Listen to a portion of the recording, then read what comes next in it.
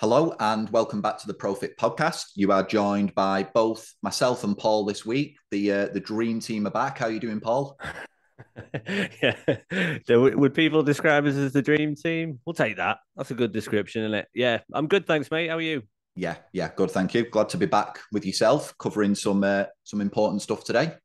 Yes, we have got another good topic, another pretty big topic, and one that we get asked a lot of questions about as well, like how you onboard clients. What's the best way to do it?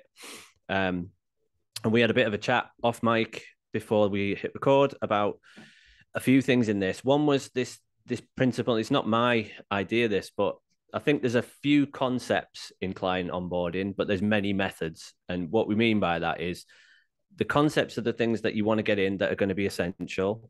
Then they're pretty universal when you're trying to onboard a client well. But the method in which you do it is up to you. That's your chance to put a bit of your own style on it, maybe add in some things that other people haven't thought about, do some things that are going to fit your type of client well. So when we go through our methods today, just bear in mind for the listeners that this is a way that we do it and we have done it in the past and do it now, but it's not the only way. But there are some concepts that are universal. Same as weight loss in it, Paul. Concepts are Yeah, always the same, methods change. yeah, exactly right. Yeah, there's more than one way to do it, but the kind of underlying principles always stay the same. And the way we're going to go after this today is we've talked about these four distinct areas, haven't we? We're going to break it down into these four areas, which we probably should have give fancy names to, but we didn't get round to that. So we'll see what we call them as we run through them. But hopefully, what it'll initially highlight to you, because this is the thing that stood out to me when Paul sent me his notes across, is that a lot of people think onboarding starts once you've signed someone up. And you'll notice that from where we're going to describe it, we believe that onboarding starts before that point. It starts before the client has agreed to sign up with you and work with you. So that in itself might be a bit of a mindset shift for some of you listening to this today. Yeah, defo. So that's the first section that we want to cover, isn't it? Before anything's actually happened, especially if your leads are cold. So especially if you're starting in a postcode or an area or a field where you're brand new to it and people don't know who you are. The onboarding starts from the very first interactions that you have. So that's where we're going to kick off. So I'll just go through, start listing out the bits and pieces that you want to get in there, and we can maybe discuss a few different ways of doing that. So obviously we'll take the marketing as already done as a separate section. What we're talking about is once people have seen your marketing and they've started to inquire, what is that first sales call like, or the first inquiry form that people fill in? So what information are you going to want to get off them? Making sure that you build rapport on that first sales call. And the second part to that I put in was about some pre-qualifying questions as well, making sure that you're talking to the right person and they're talking to the right person as well, and that the service matches what they're after. So they're the first couple of bits. Would you add anything in there? No, they're like you say, they're the first things. Is that initial call. Pre-qualifying is really important. Just a couple of examples of what you might want to include in that. Things like, are you in a position to make a decision about this today? Is there Yeah. anyone you're likely to need to discuss this with before making a decision? But these types of things, just to make sure that you've got that information up front, so you know who you're talking to. And even if they don't answer those things favorably, it doesn't mean you just bin them off. It just means you sort of know what you're dealing with ahead of time. Yeah, there's people's situations might change as well. So if they are maybe not in a financial position at the minute to buy your services, they might be better on a prospect list long term, and you nurture them from there and they might come back around at some point. So first sales call, really important. You need to build rapport. You need to find out a bit about the person, pre-qualify them, make sure they're right for the service. I also put in here some potential automation around things like, what if the person doesn't show up for the appointment? So what if they're a no-show? What if they book the appointment on sales call and then you're not going to see them for a couple of days? How do you keep them warm in that couple of days? So I think there's places for automation here, like SMS automation. And you can do that through a number of different methods. Things that we've added in recently that I think are good are things like photographs of yourself or little mini videos of yourself. So instead of it just being a text message, try and make it a bit warmer. Try and send a little video introducing yourself. If you're going to send a picture, make sure it's something like really friendly and it fits your brand as well. So if you're a very community family based gym, I know one of my business partners sends a picture of him and his son having fun, and it's not like him getting pumped in the gym. It's I'm a normal person, and those kinds of things will really help mean you have more people turn up to the appointments as well, because they're not scared of, oh God, I'm going to meet some jacked up gym guy and he's going to tell me I'm overweight and fat, and it's got to be a nicer feel, a more friendly feel. Yeah, and you can do that if you're using like your online calendars as well. Like if you've got an application form or something on your website or a booking form, and people book a session with you, or like a discovery call or whatever you call it, you can then get them to be redirected straight afterwards to another Yeah, page that might usually just be like a bland thank you page, but instead you can use that sort of real estate in the digital world to make that lead even warmer and do some of the stuff that Paul just said. Get your face on there, show a little bit about you and your philosophy and your business. Maybe even put some additional FAQs on there that might handle some of the objections that you're typically going to come across in a sales call. If you're going to go the whole hog, get a few testimonials on there as well. yeah, defo, really good points. I've threw in here as well about, at this point, you really want to know your figures as well. So you do want to know how well each of these little sections is converting. So from leads marketing through to people inquiring maybe on a form, through to people maybe booking a call, how many of those people are actually showing up, and adjust as you go. Make sure that you are making mini adjustments. So if you have got a client onboarding system, but you look at it weekly or monthly and you can see that your no-shows are going up, change it. Change the little part of that system that isn't getting you the result you want. So make sure that you are adapting as you go. And especially if you're a new business, you are going to do quite a bit of that in the early days, because you're constantly going to be tinkering with it until you get the percentages you want.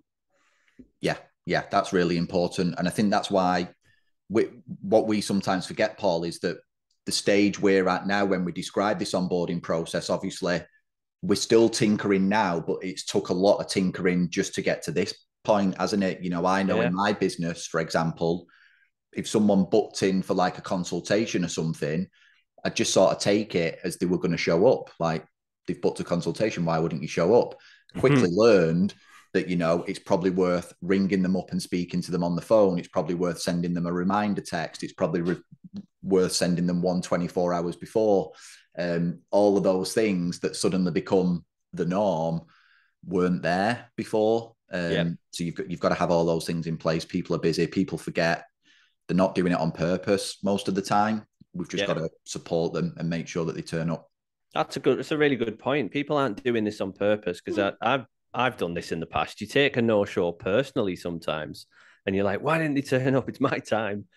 But you have to remember, sometimes it just drops down people's priority list. And if you don't remind them and you don't inspire them to come in, they probably will give it a miss, or it'll just slip their mind. So all these things are important. And then the last piece in this first section, which, like I said, we haven't given it a title, have we? But what could you call it? Pre-game? You called it the pre-game. Yeah, I quite liked that. Pre-game is have an offer, some kind of special introductory offer for people to come and try your services, because it's quite unlikely, especially if you're selling high ticket is the kind of buzzword, isn't it? High ticket PT packages or high ticket memberships at your gym. Then the chances are that they're going to want to test it before they actually come and sign up for real. Some people won't. Some people will come and sign straight up. But I would have an intro offer that just says to people, come and give it a go, put us on trial. We know you're going to love it. And at the end of that, then we can look at the proper options after that. Yeah. All you're looking to do with something like that there is take away the risk. That's all you're doing. You're not trying to do anything fancy. You're basically trying to say to the other person, we believe in ourselves so much that we're willing to take all of the risk here. We're willing to be the ones that put our neck on the line. This shouldn't be of any risk to you whatsoever. That's what you're trying to sort of say to them subconsciously, trying to calm them down in the mind. And to be honest with you, I think that's the best way to do business. I think if you do sell a service, why not prove that it is the best and it's a great option for this person up front? Yeah, they've still got to commit financially because otherwise they probably won't turn up or whatever. But you're taking that little hit potentially by saying, we'll give you a full money back guarantee, we'll put you on trial, whatever it is, here's a special deal. I think that's nothing wrong with that. It just proves that you know your stuff. Yeah, and what you will then have a figure for conversions of trials into full paying people, or full paying clients. Sorry. So you will then get another figure, and if you then back engineer all those figures, you can see that in order to get one new client, I need to get 10 initial inquiries from the beginning all the way through that process. So it really helps you put things in perspective. And I think that's that first section. Yep. That's the pre-game. Right. So if that's pre-game, I've no idea what this next section's called, but I guess it's the starting point of the person's proper journey. Yeah, this is the warm-up. The pre-game is what you do on the way into the stadium. This is where you've got your headphones on and you sign a few autographs. And Oh then yeah, we've got the warm-up. We're going to use it as an analogy when you see people coming on Sky Sports. Yeah. So this is walking down the tunnel with the headphones on, getting ready for the match. Yeah. So this is your initial bits and pieces that you want to get done to get people set up well. So things like medical PARQ and lifestyle questionnaires. Let's go in with things like GDPR, contracts, payment setup. Now, all that sounds quite boring if we look at it that way, right? So I think with this, you've got to think about your delivery method. All those things are important. They're all really important to do. They have to do a medical PARQ. You have to get a lifestyle analysis through some kind of questionnaire, whatever you use. You have to do GDPR. You have to get a contract with people, as we've talked about 100 times in the past. And you've got to take your payment up front as well. But I think you can work on your member experience as to how those things happen. What do you think? Yeah, I agree. I think you can make those things.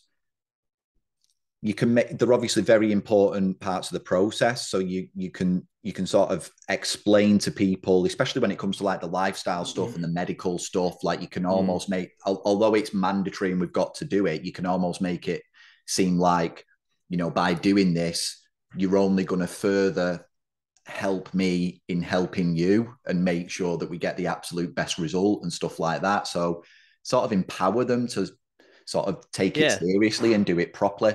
GDPR stuff and that is obviously, there's not that much fancy stuff you can do with that. There's only so far you can go. Tick this box.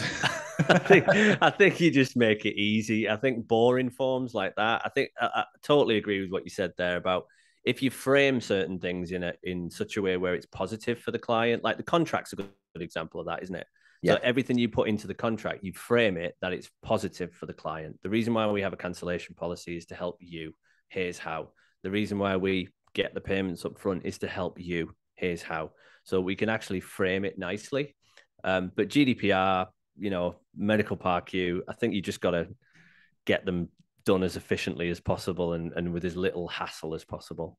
So examples of that are things like paperless versions now. A lot of CRM systems will have them built in so that members can go on, fill it in a minute, and it gets stored against their account, which is a really nice feature on some CRMs because it just means that it's simple and it doesn't take a lot of time for the client. Even a lot of the basic PT coaching apps do that now, don't they? You can set up forms, you can set up things like that. You could use, if you're really just trying to hack it together, you could use Google Forms or something like that to make something similar.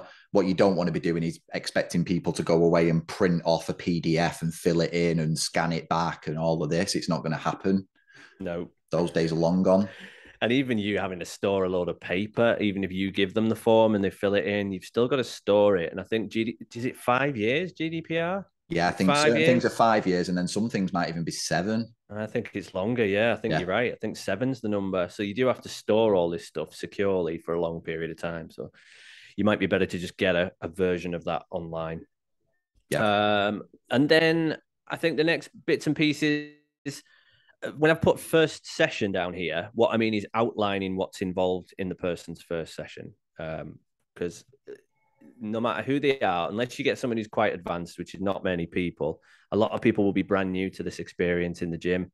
and they're going to want to know what's going on in their first session. So you should have, I think you should have a really nice email or presentation of some sort that tells them what's going to happen in that first session, if not the first week. Yep. Yep. Even simple things like, again, this, I only learned this through experience, but try and include like little details that would matter to your client. So you're a PT that's in a commercial gym, for example, where are you going to meet the person when they turn up? Because quite often people will walk in the front door and freeze. And it's like, where do I go? What do I do? They ask at reception. Reception don't really know because all the PTs work for themselves. And it's just like, just make things really simple and really clear. I'm going to meet you in the cafe area of the gym. Here's what we're going to do first. Like, just make everything very, very clear for that person so that they know exactly what to expect. That's just going to calm them down and make the process of just turning up that much easier.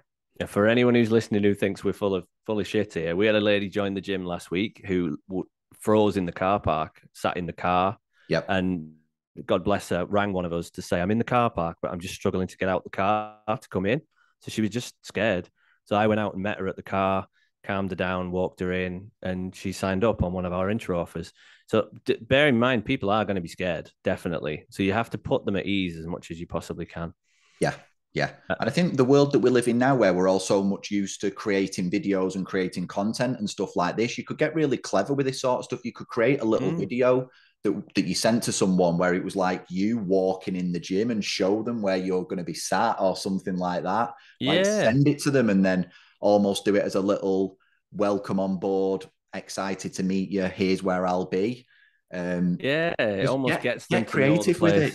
Do something that not only is going to make their experience better, but then they're going to talk about that to someone else. They're going to mention it or maybe even show it to someone else and go, look what my PT's just sent me. Yeah, and it's having fun with it and stamping your personality on it as well. If you love that kind of thing, you love media, then produce something that reflects your personality as well. Then we've got bits and pieces like getting people set up on your booking systems, getting them onto things like if you have a members hub or an app, like you said, that clients use. So whatever the platform is you use to supply people with programs, supply them with updates. How do you stay in touch with them? So things like do you use WhatsApp or do you use Messenger on your app? And this is probably worth mentioning in terms of the trainer protecting their time, don't you think? Like we talk loads about time management and organization in the past, but if you get that clear at this point, it'll help you, the trainer, as well. Yeah. If you can you've got to, I think this is where you have got to be a little bit careful with this, is that different clients will want to communicate with you in slightly different ways. So if you can let people know like your preferred channel of communication, here's how I would prefer you to keep in touch with me. You're a one-to-one PT, might just be as simple as just drop me a text or drop me a WhatsApp, whatever. Obviously, if you've got bigger numbers or you're running a facility, that changes. But what you don't want is you don't want to end up in a situation where you've got messages on your Facebook account, messages on your Instagram account, you've got WhatsApps, you've got texts, you've got emails, you've got voice notes, and then you've got like your PT apps as well, where you've like, that's just chaos. And then you've got chaos. Yeah. Yeah. And even if you've put time boundaries on that, it's still chaos. It's just chaos within a certain time period. So try and really narrow that down if you can. It might be that different service gives people different levels of access to you. So for example, with my online programs that I ran with brides, they could only contact me through the training app. They never got any personal information. They never had like my contact number or my email address. If they did, it was just the company email address rather than mine. Whereas my one-to-one clients and my small group clients, they're paying significantly more. It's a different service. They get a lot more access. So you've just got to weigh that up yourself. And I think as well, it's about understanding yourself as a coach. How accessible do you want to be? Some coaches love to be available all the time. They actually feed off that. They feed off that energy of like being needed and being helpful, and others a bit more introverted. If they do too much of that, it drains them of all their resources. So some of it is just knowing yourself a bit as well, I think. That's a really good point, because I think I've been guilty sometimes of maybe mentoring somebody into saying, create more boundaries around your communication without actually thinking the person loves it. They actually thrive off it. Yeah. I wouldn't, so that's why I probably put my opinion across on it. But I think it's more important to look at who you are and what helps your energy, like you said. I think that's a really good point. And then one of the last bit on this is, which I think is probably one of the most important parts, is connecting them with somebody else, like your other clients or your other members, actually hooking them up with some other people so that they've now got more than just the relationship between you and them. They've now got one to many, and they're starting to become part of the community. So having a community or a social session that's coming up and making them aware of that, and again, remembering that they're probably going to be a bit nervous, but be persuasive and try and get them there. Because if you can get them to that first one, they'll love it and they'll bed themselves into the community and the family. Yeah, yeah. And even just on the simplest of terms, like just introducing this client to, because again, going back to the example of most listeners here, if you're a PT in a commercial gym, one client's leaving as the other one starts to turn up, just introduce Quick them to intro. one another. Yeah. Yeah. Just go, hey, Yeah. Paul, have you ever met Matt before? Matt, this is Paul. Paul, this is Matt, blah, blah, blah. Like quick 2 minutes. And, you know, you'd be amazed at how many times those things blossom into bigger things than just being your client. Yeah, absolutely. But even to the point of changing your business model, them two might end up training semi-private in a year's time. Yeah. And all of that helps you. Seems like a little thing, but it helps the member, helps the client, helps you, helps your other client who you've just introduced as well. Yeah.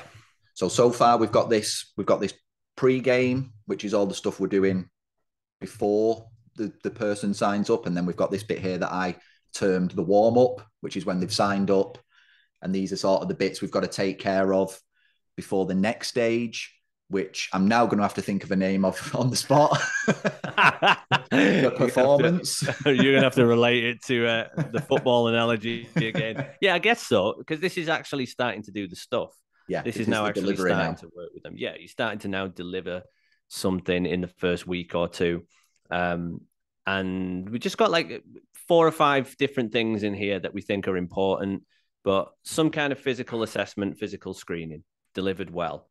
And if you want to check out some courses on that, I just interviewed Logan Dubé from 3D Fit not long back, and that was an awesome session. And check out their courses, because when we had that discussion, I think what was evident there is that that's one of those types of courses that would be great to do early in your PT career to get really good and comfortable at movement screening and assessment.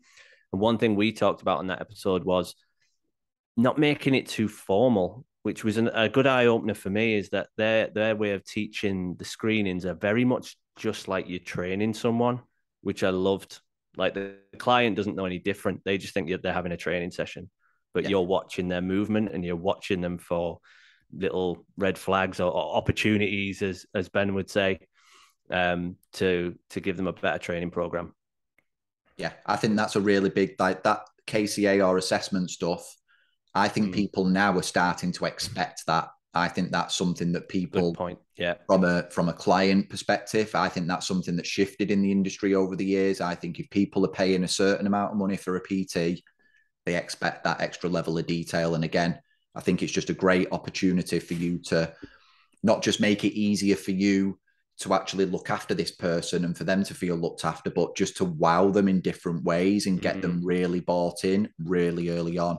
And again, if you back that up with some of the stuff we talked about earlier, like some of the media opportunities there where you can send them the videos and send them the images and show them what it means, little bit of extra work for you.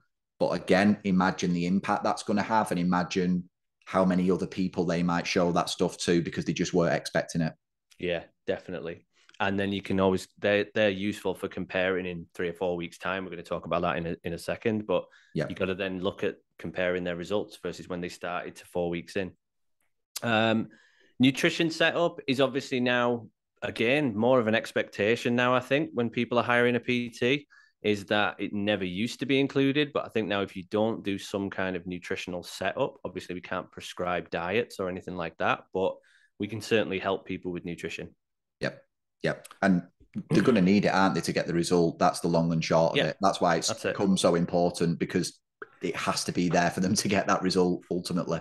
Yeah, yeah. And I'd probably a little bit of advice with this. If you're not a confident person with nutrition, a trainer with nutrition, which a lot of PTs aren't, there's really good white label opportunity, like white label resources out there now that you have to purchase them, but it will make a big difference to your service, and you can brand it with your own stuff, and it can present really well to clients, really good for clients to understand.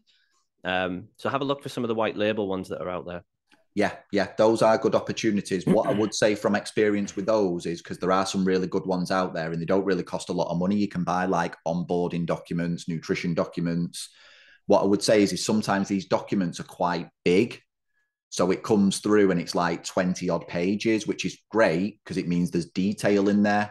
What you might need to do as the coach is provide that documentation up front, so they've got access to the full thing. But then what you might want to do with your own systems is maybe break that down for your clients a little bit. And even if you're just regurgitating the same information that's in that document, maybe break it down into like 4 or 5 shorter documents or videos or whatever it is that would work best for you, and then deliver it maybe in a drip fed fashion to your clients when they first join, if they're not going to access all that in one go. Yeah, agreed. Yeah, it's your job then to chunk that information down. Yeah, totally. And then moving on to some of the exercise prescription that you might give someone in the first week or two. Obviously, we want to give them some warm up drills, mobility drills, things that are going to help get their body primed and prepped and in the right position. Probably the same advice as you've just given there is take your time, chunk it down for them. You don't need to give them 10 warm up drills on day one. It might be good to give them 2 or 3 that they get right and that they're comfortable with and that they're going to practice themselves when they're not with you. And then some simple interval training and some simple conditioning.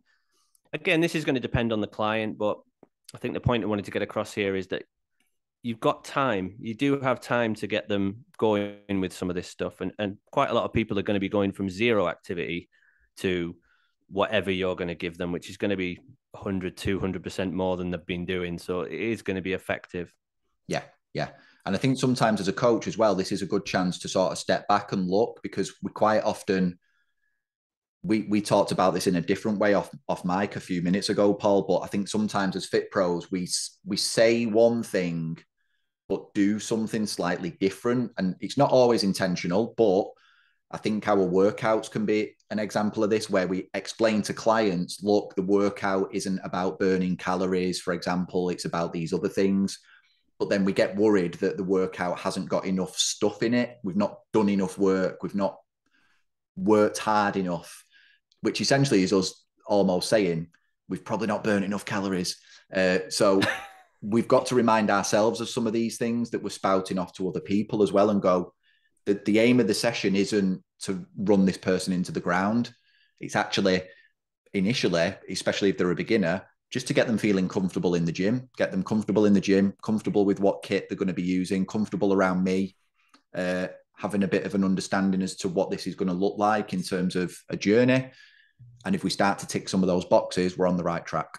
Yeah, definitely. Like we always say, the goal of session 1 is to get them to want to come back to session 2 and keep going with that so that they're always excited to come back and see you. I think that's one of the biggest goals that you've got early on. So don't overcomplicate the exercise side of things. Keep it simple but effective. And you can always speed it up. If you get someone who's a bit more advanced, you can give them a bit more, but you'll see that in the first couple of sessions. All right, I'm going to go back to you for our label for the 4th and final section. What are we going to call this one? So we got what was it? Pre-game, warm-up, performance, and... This is the post-game analysis. So this is where Gary Neville comes in. All right, nice. Do you know what? I think you've done a good job with these labels for being put on the spot. Right, so post-game analysis. These are all your opportunities, especially if the person's on an intro offer. These are all your opportunities to get feedback and adjust, because it isn't going to be plain sailing. I think that's worth pointing out, is that just because somebody's bought your intro offer, it doesn't mean that it's going to go, from A to B super smooth. They're going to be bumps in the road. We've had 2 who've had COVID the last week, just so that that entire week's been wiped out. And it's a 4-week intro program. So there's going to be things that you've got to deal with along the way. So I think you've got to have regular feedback calls. You've got to decide how many times that you want feedback from the person throughout that first month or 2 weeks or whatever it's going to be. Obviously, you could automate them. I'll ask you your thoughts on this. Should we automate that? Should that be in person? Should it be a mix? It's probably up to the person. Yeah, I think it depends how simple you want to keep this. Like, I think the idea of gaining feedback through that 4 weeks is not to be understated how big that could be. Because although it's a little bit of extra work for you, what it potentially does is save you a lot of work further down the line, because it allows you to get ahead of any problems. So if at the end of week 1, you can take one of those new members or new clients to one side, it doesn't have to be a call. It doesn't have to be an automation. You can just take them to one side and say, right, Paul, you're at the end of week 1 now. How are you finding it? Yeah, exactly. See what they say. Quite often we know, because we deal with humans and because we're all polite Brits, we'll all just say, yeah, it's fine, thanks, I'm really enjoying it. You might need to ask a follow-up question that assumes they need some sort of help. So you might need to say something like, if we were going to give you a bit more help, or if we were going to improve this, what do you think we might need to look at? Yeah. And they're going to tell you something. They're going to give you something at that point, and that might really open up the doors to you getting ahead of something. You've then got 3 weeks to either fix or tweak or solve that problem that that person has. What do you think that's going to do to your chance of converting them at the end? Yeah, absolutely. And then every time you do something like that, you can insert it into your onboarding system, so that chances are, if that person's experiencing that, the next one might as well. So you may as well get anticipating it and write a step for it, and then you can turn it into something maybe a bit more automated, and you don't have to do those in the future. Yeah, it might become part of your FAQs, or part of your documentation, or part of your onboarding process somewhere along the line, part of your welcome video, whatever it is. It becomes part of that other stuff. That's the time to automate, I think. Absolutely. Yeah. Next couple of bits probably go together. So inviting to socials, as we've said, inviting a friend scheme. So once they've been there a week or two, it's always a good chance, because the chances are in their first couple of weeks, they'll be having a good time. If you're doing your job, they'll be enjoying it, and maybe more than they've enjoyed any gym experience before. So it's a really good opportunity to say, do you know anybody like you, just like you, who would love to get this kind of experience as well? And by the way, we've got a social next week. Why don't you invite your friend down to that as well? So you can get them in and integrated and grab their details from them and potentially pick up a second sale. Yeah, big one that. I think, again, simple, but if you do it, although it's a bit of work up front for you, saves you a lot of work elsewhere. Think about if you did that for every client, how many clients you then wouldn't need to sign up because your clients have brought people along on your behalf. Yep. Real life example. We've got a community big workout going on tonight at the gym. We've got 40 members coming down and 20 friends of them coming with them as well. And we're obviously going to do some kind of offer for the friends coming down on the night. And we're going to order some pizzas after the session and hang out. And it's just a good chance to, give some praise, make friends, and do some upsells. So think about like those little touch points in your first 4 weeks as well. I put in, and this doesn't have to be this isn't necessarily the method you'll use, but we do handwritten cards as well after a couple of weeks. So we actually write a postcard with some genuine praise on it, and we sign it. The whole team signs it, and then we send it out in the post to the person. So it actually goes to their house. And that's one that's not as commonly used these days. So in some ways, because it's not common anymore, it actually becomes quite nice for the person to get something in the post rather than an email or an Instagram message. It feels a little bit more personal. So maybe some more personal touches in there. Yeah, I think that's a big one. I think that's huge. And I reckon that's the type of thing someone would hang on to as well. They're going to delete an email, aren't they? But a postcard, they might keep that. And stick it on the pinboard at home. Their friends come round and go, oh, what's that? Oh, it's this new gym I've joined, or it's new PT I'm working with. I'm really enjoying it. And he wrote me a handwritten card. Something, or even just their partner seeing it, even just their part. Because let's be honest, like most of the time when either a husband or a wife signs up, the other person doesn't fully understand why they've done it or why they are doing it. Do you know what I mean? They're not bought into the process in the same way that the client is. And Yeah, if absolutely. they start to see some of that stuff, even they're going to start to look at it and go, this seems like a really good thing that they're involved with. And even if they never become interested in joining, that's not the aim here. It's that they're then going to be more supportive at home of your client because Yeah. they start to see, yeah, this is the real deal. Yeah, absolutely. And then the last piece in the puzzle here, which is the real kind of post match analysis, if you like, is the remeasure. At some point, you're going to assess how the 2, 3, 4 weeks is going, and you want to get some reassessments done, some remeasures, if that was part of your original metrics. There's maybe some pictures, some postural screenings again, some movements, and give them some results. And it might even be that you do some mini rewards for the results, or you use it as a big opportunity to praise them, and potentially it's an opportunity to do some upselling as well. Yeah, yeah. If someone's done well over those 4 weeks during that initial period or whatever it is, they're obviously going to want to continue, stick around. You're Yep. going to need to have that conversation with them at some point. And it's probably worth pre-framing that you're going to speak to them about that type of stuff ahead of time. Maybe let them know, in that the first few days of that last week. Yep. Here's what we're going to be talking about towards the end of the week. Because they will start to think about it, won't they, themselves? They'll almost start to get a bit nervous about it, like, oh, what they're going to try and sell me. Yeah. So if you can, like you said, if you can make it known up front about that session, it just makes them feel more comfortable as well. They know that they're probably going to be in for their remeasures, and that they'll be probably working a bit harder that week at certain things as well. It does create that little bit of good pressure sometimes. So yeah, and then if it's an upsell from an intro offer, or if you've already got them signed up, it's a chance to upsell again for a referral if their results have gone amazingly well. Yep.